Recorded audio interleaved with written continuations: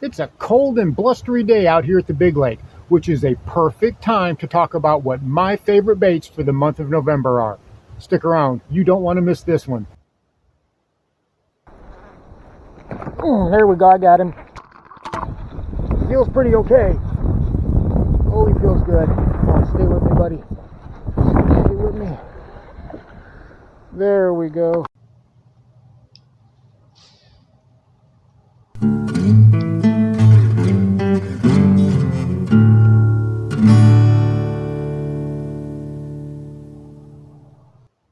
And here is this video's featured comment.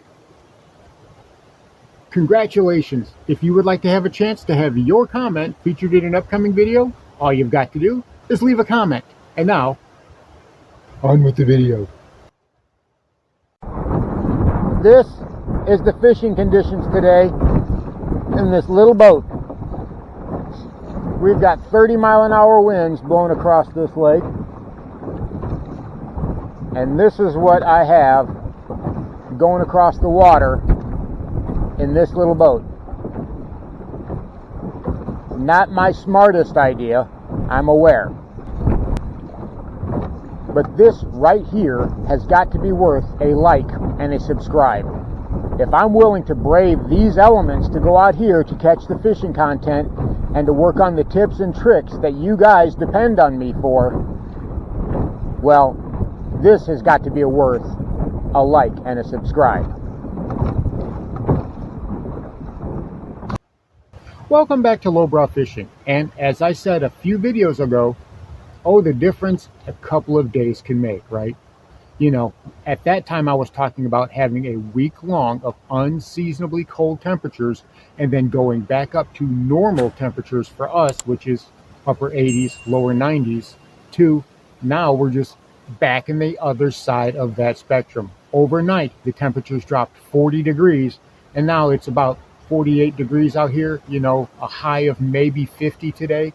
And that's exactly what we have to deal with whenever we're fishing in the fall. That is normal for fall fishing. You have to deal with those sudden temperature changes, those sudden swings of the conditions.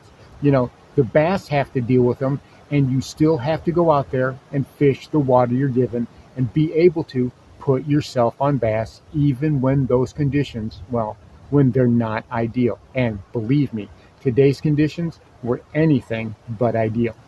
So that brings us to today's topic. What sorts of baits and presentations am I using the more erratic that weather gets and the deeper into the fall that we get?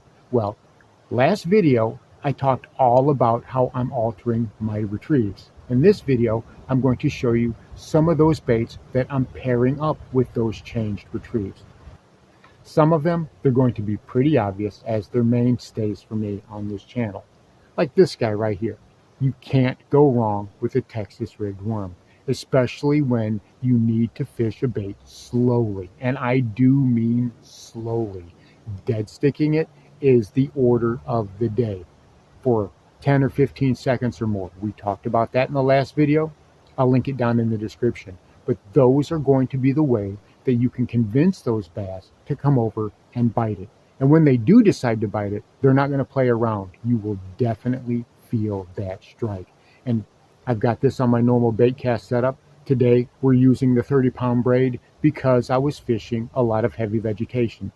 If I were fishing open bottom, if I was fishing more timber area, well, then I would be using 12-pound, 14-pound fluorocarbon. You know, I've got a 1/4 ounce bullet weight, again, not pegged, because I'm fishing vegetation and I want that weight to be able to separate. We've talked about that before.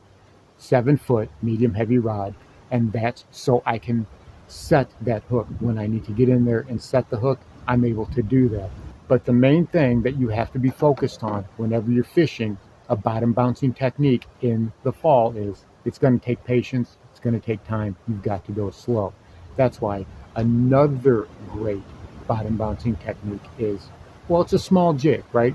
A lot of guys will use a finesse jig, and a finesse jig is a great presentation, especially around rock and especially around, you know, harder bottoms, rocky bottoms. Those are some great presentations. Around here, they don't do as well because they don't do very well in the vegetation. with that ball head and the line tie. So I prefer something like this Bitsy Flip. It's got that more teardrop shaped head on it. Comes through the vegetation just a little bit better, which works better for me, But any type of small jig presentation will get you where you want to go. This black with this dark blue, this is a Yum spine craw. These things are really, really great if you can find them. But they make excellent trailers and they work good on their own. But that's what I have on this. If they don't have a lot of kick. These spine craws don't have a lot of kick, so it's perfect for this time of year. You don't want a trailer on the back of your jig that's got a whole bunch of kick on it. It's off-putting to the bass. So that's why the chunk trailer is more popular this time of year. And our waters back there, well, they've still got a good bit of warmth to them, and they will still have a good bit of warmth to them all through the winter. So I can get away with having a little bit of flat to it. And that's where these spine craws, that's where they come in, and they work so well. So Texas rigged worm, small type of finesse jig or a bitsy bug, those are going to be your great slow moving presentation on those days whenever those bass are just lethargic. Move them real slow, dead stick often, and I mean for a good period of time, 10 or 15 seconds. It's like we talked about in the last video, pretend you've got a backlash. Trust me on this, you will get more bites doing that than you ever thought you possibly could. But these are going to be money, especially the colder that we get. Now next up, we've got something just a little bit different, and that is a small swim bait. This is a Scottsboro by Yum. I think these are 4 1/4 inch, just a smaller one. I've got it on a 1/8 ounce swim bait head. I think these are Angler Tungsten. They've got the screw lock on them. Great little head, perfect for pairing with these because I can manipulate them in the water column. I can keep these down and work them kind of slow, which is what I'm doing. I get these down deeper into the water because a lot of times, we get a day like today where those fish go into shock and they pull back from the bank a little bit. Not all of them, but some of them, especially some of the bigger ones, can pull away from the bank a little bit. And I want to go down there and I want to put this in front of their face. Now, most of the time they're not going to chase it. You're going to be able to get that reaction strike, or more likely, you're going to be able to get that competition strike. And that is, you've got 3 or 4 bass in the same area or more. This goes by, and bass, as we know, have a fear of missing out. So they all go chasing after this. One of them is probably going to get it. And a lot of times when you hook into fish like this and bringing them to the boat, bringing them to the bank, you'll notice they've got 2 or 3 others with them. So land this one as quick as you can and get it right back out in the water, because chances are you can get 2 or 3 really nice fish, 4 or 5 casts, or even on successive casts. I've done that. But these right here, when I'm working a little bit deeper water, when I'm working a little bit farther off of the bank, and that doesn't mean bank anglers can't work these, because these will work great from the bank. When I'm talking a little bit off of the bank, I'm talking maybe 30 or 40 yards, definitely within casting distance of the bank, And if you've got deeper water from the bank, then all the better. You can cast this down and you can drag it up slowly. It works great. When that water gets colder and I'm able to slow that presentation down, and I am slow rolling these. And I'm giving them pauses just like I would anything else, allowing them to pendulum back down, because I'm trying to keep them at a specific spot in the water column. I don't want them down on the bottom, but I want it just above the top of that vegetation. And if I'm fishing deep vegetation, I've got to stop and let it pendulum back down. So slow cranks. Again, these little guys right here, you would be surprised at just a small swim bait, a 3 inch, a 3 1/4 inch, a 2.75. Those are going to be the sizes that you want to stick around with. Slow rolling these baits, being very subdued, being very gentle. A lot of times, especially when that water's cold, that's exactly what those bass are looking for. Like we said, you've got to match that bass's energy level. Otherwise, they're not going to bite it. Now, lastly, I'm going to be going for something like this, a bladed jig. This is a Berkley slobber knocker. And because we had overcast skies today and it was really windy, this is what I went with. I've got a Missile Baits D-Bomb as my trailer on this, because I like the way that these pair up. I like that D-Bomb as a good bladed jig trailer. This is another one of those that it's not going to have a boot tail. It's not going to do a lot of bit of flap. We've talked about that before. I don't use boot tails. I don't use paddle tails on the back of my bladed jigs because it inhibits the action of that bait. And instead of, moving through the water like it's supposed to, it's just going to come at you like a stick. Sure, that blade might vibrate, but that body's not doing anything. And the more we can get that bait to activate and vibrate, the more we can get those fish to concentrate on it. Now, that doesn't mean that we can't work it slow. We can still work it slow it down and slow down that vibration some, but all around that is a more natural presentation to a bass. And I find I get way more bites when I'm using a flat tailed style bait as my trailer, And today, obviously, I like that painted blade. I'm getting to where I'm more and more using those. I'm having a lot more effect with them. It's just a great thing to use, especially in a heavy pressured body of water. If your fishery is very pressured, then maybe you really want to consider going to a painted blade, especially on days where, that fishing can be really tough. You've got a lot of pressure. Those fish are in a funk. They're not looking for anything that's really jarring or anything like that. Something like this can work really well. But keeping this in mind, but kind of on the other end of the spectrum, we've got one last little bait here that I want to talk about, and something that worked especially well for me today.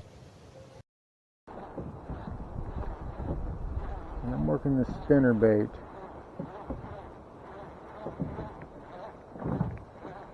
Definitely a loud spinner bait.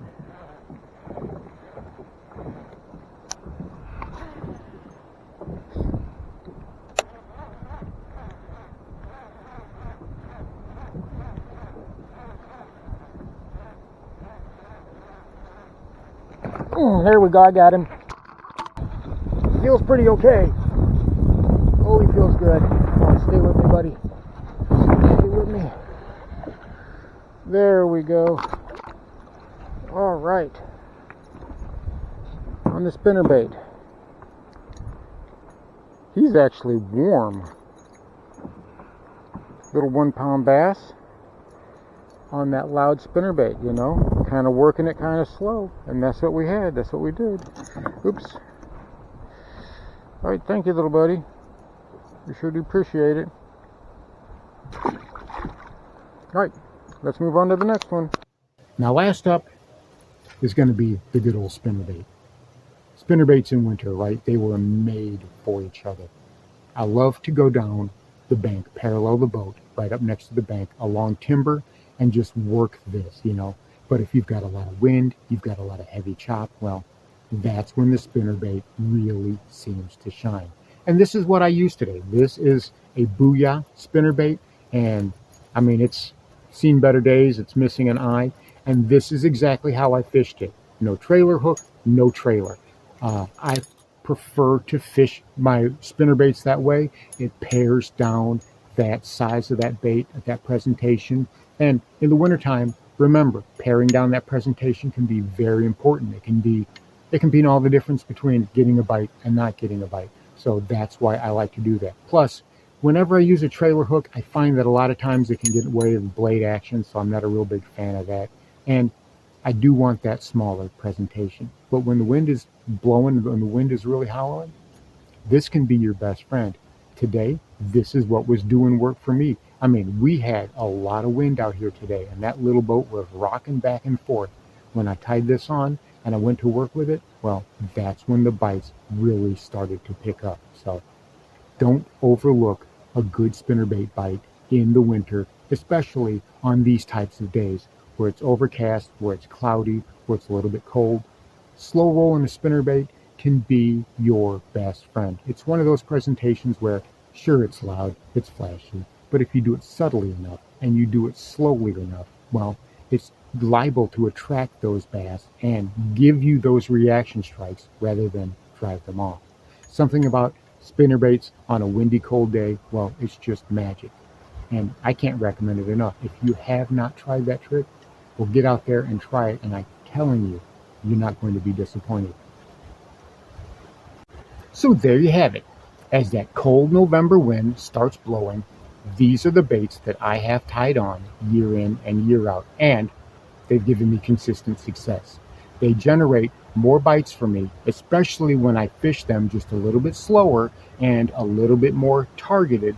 I can have great amount of success with them. And even on the worst days when everything is an absolute grind, I can always come away with at least a few nice bites.